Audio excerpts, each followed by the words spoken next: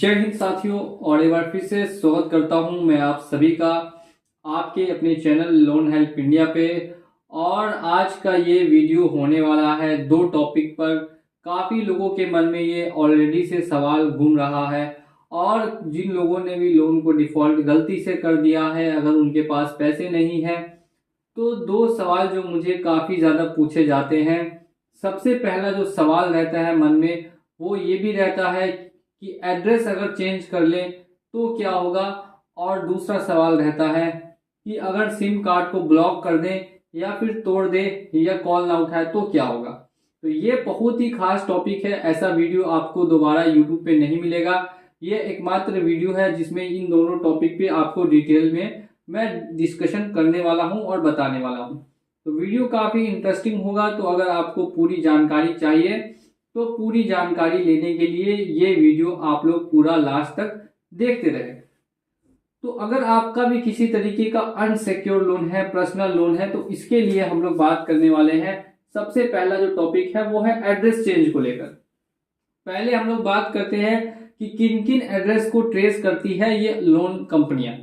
सबसे पहला जो होता है वो होता है आपका आधार का एड्रेस, ठीक है, जो कि आपके आधार में होगा। दूसरा एड्रेस होता है जो आप जहां अभी रह रहे हैं वहां का अगर आपने एड्रेस दिया है, जहां आप फिलहाल रह रहे, समझिए कि आधार का एड्रेस आपका गांव का है और आप रह रहे कहीं और है, मान लीजिए मुंबई शहर में रह रहे हैं या कहीं और रह रहे हैं जिसको हम लोग, तो वो एड्रेस अगर आपने दिया कोई टेम्पररी जहां पे आप रूम रेंट लेकर रह रहे, तो वो एड्रेस अगर आपने दिया ये हो गया। और तीसरा होता है ऑफिस का एड्रेस, ठीक है। तो तीन तरीके के एड्रेस लोन कंपनियां मांगती है। इनमें से हो सकता है कि आपने सिर्फ आधार का एड्रेस दिया हो, दूसरा ये भी हो सकता है कि आपने आधार का एड्रेस और साथ में टेम्पररी एड्रेस जहां आप रेंट पे रह रहे हैं वो दोनों एड्रेस दिया हो, या फिर तीसरा ये हो सकता है बाय चांस कि आपने ऑफिस का कुछ डिटेल्स रखा हो जैसे सैलरी स्लिप वगैरह, तो उनके पास ऑफिस का भी एड्रेस चला जाता है। तो अब बात करते हैं आधार का एड्रेस, टेम्पररी और ऑफिस एड्रेस। तो ये जो आधार का एड्रेस होता है ये हमेशा फिक्स होता है।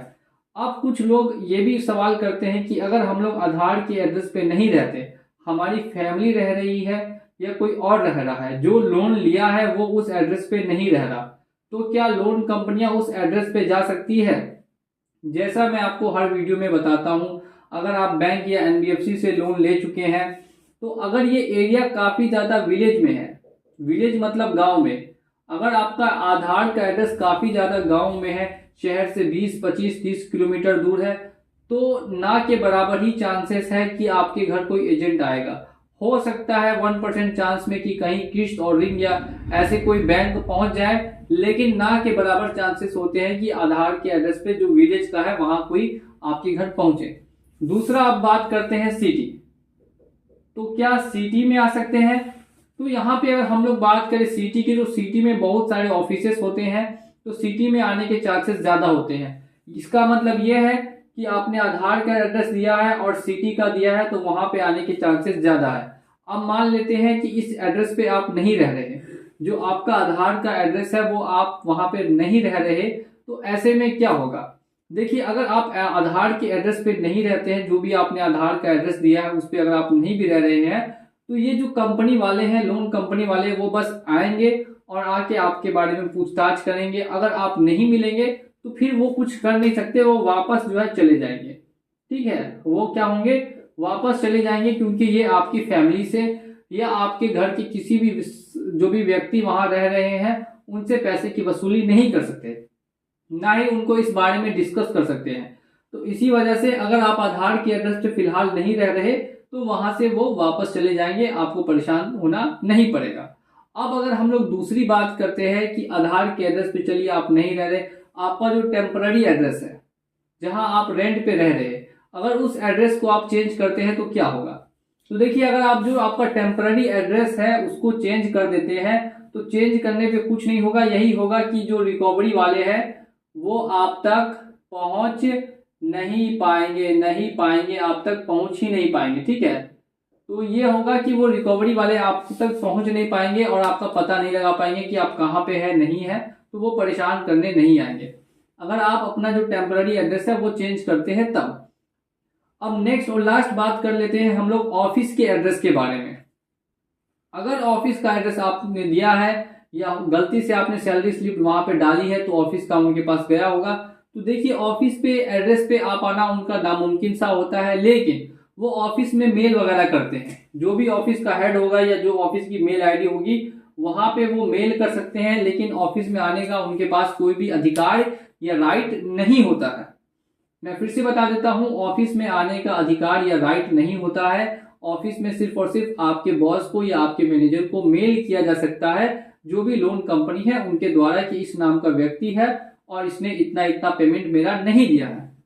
ये बात कर लिए हम लोग आपको चेंज एड्रेस करने की। अब यहाँ पे मैंने तीनों बातें बता दी। सबसे पहली बात है आधार को लेकर। अगर आप आधार के एड्रेस पे नहीं रह रहे, ना ही आपने जो टेम्पररी एड्रेस दिया है वहां रह रहे हैं, तो कोई भी आपके घर आएगा तो वापस चला जाएगा।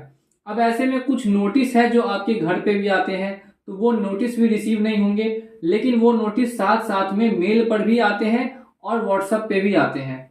और लोन के रिगार्डिंग अगर कोई दिक्कत है, परेशानी है, तो आप हमें व्हाट्सएप भी कर सकते हैं, वहां भी आपको गाइड किया जाएगा। ठीक है, तो ये बात कर लिया हम लोगों ने एड्रेस चेंज करने पे। अगर आप अपना एड्रेस चेंज करते हैं तो रिकवरी वाले फिर आपको ट्रेस नहीं कर पाते।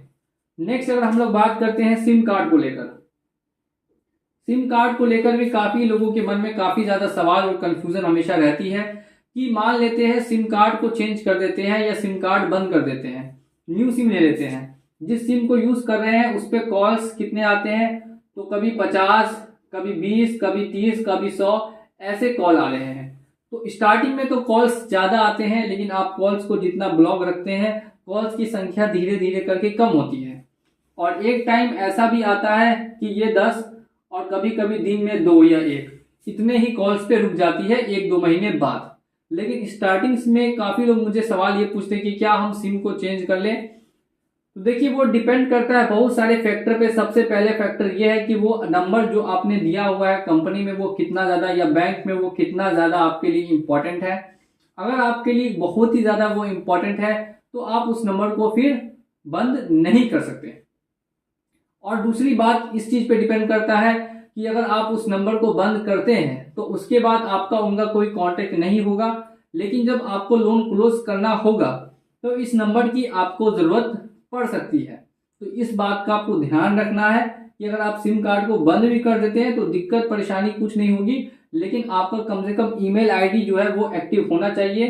ठीक है, कम से कम ईमेल आईडी एक्टिव होना चाहिए, या आपके पास आपकी लोन आईडी होनी चाहिए। अगर आपको फ्यूचर में कभी दिक्कत समस्या आए लोन क्लोज करने में, तो आपके पास लोन आईडी है या ईमेल आईडी, इन दोनों में से किसी एक का होना जरूरी है। अगर होगा तभी आपका लोन क्लोज हो पाएगा। और मान लीजिए ना सिम है, ना ईमेल आईडी है, ना लोन आईडी है, तो फिर दिक्कत परेशानी बढ़ सकती है, फिर लोन जो है वो क्लोज करने में समस्या आ सकती है। तो बिल्कुल ही सिम कार्ड अगर आप टेम्पररी चेंज करना चाहते हैं तो टेम्पररी चेंज कर सकते हैं, लेकिन अगर परमानेंट चेंज करने का इरादा है तो इसके लिए आपको ध्यान इन सभी बातों का देना होगा कि आपको इसके अलावा ईमेल आईडी, लोन आईडी आपके पास होनी चाहिए, तभी आप परमानेंट सिम कार्ड को चेंज करेंगे। ये वीडियो उन लोगों के लिए बहुत ही इंपॉर्टेंट है जिनको ये हमेशा मन में सवाल रहता है और वो सोचते रहते हैं कि अगर एड्रेस चेंज करते हैं तो क्या हो सकता है, और अगर हम लोग सिम कार्ड को ब्लॉक करते हैं या सिम कार्ड को ही चेंज कर देते हैं तो ऐसे में लोन कंपनियां क्या कर सकती हैं। तो इन दोनों फैक्टर्स को मैं क्यों यहाँ पे आपको डिस्क्राइब कर रहा हूँ, क्योंकि इन दोनों फैक्टर्स पे ही ज्यादातर डिपेंड करता है उनका जो भी लोन का जो रिकवरी का प्रोसेस होता है, वो या तो कॉल पे होता है या तो एड्रेस पे होता है। अब इन दोनों से आप अगर कनेक्ट ही नहीं कर पाएंगे तो फिर बैंक या एनबीएफसी जो है आपकी कांटेक्ट में नहीं रहेगी, तो आपका उनसे कनेक्शन कम से कम बना रहेगा। लेकिन वो डिपेंड करता है आपके फाइनेंशियल सिचुएशन पे। मैं हमेशा आपको यही सजेस्ट करता हूं कि फाइनेंशियल सिचुएशन अगर अभी खराब है तो कोई दिक्कत नहीं है, लेकिन जब ठीक हो तो आप लोन क्लोज कर सकते हैं। लोन क्लोज करने के भी बहुत सारे ऑप्शंस आपके पास अवेलेबल हैं। आप अलग अलग तरीके से लोन को क्लोज कर सकते हैं। अगर सिचुएशन पूरी तरीके से ठीक होती है तो फुल पेमेंट करके, अगर नहीं ठीक होती है तो सेटलमेंट करके, तो फ्यूचर में काफी ऑप्शंस आपके लिए ऑलरेडी ही खुले हुए हैं। तो ये हम लोगों ने यहाँ पे डीप में डिस्कशन कर लिया 2 टॉपिक के ऊपर में। सबसे पहला टॉपिक रहा आज का एड्रेस चेंज का, दूसरा टॉपिक रहा सिम कार्ड को ब्लॉक करके रखने का।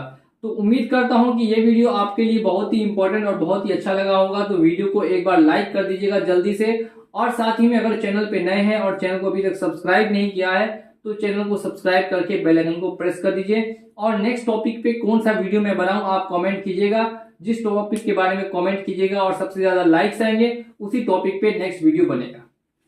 जय हिंद, जय भारत।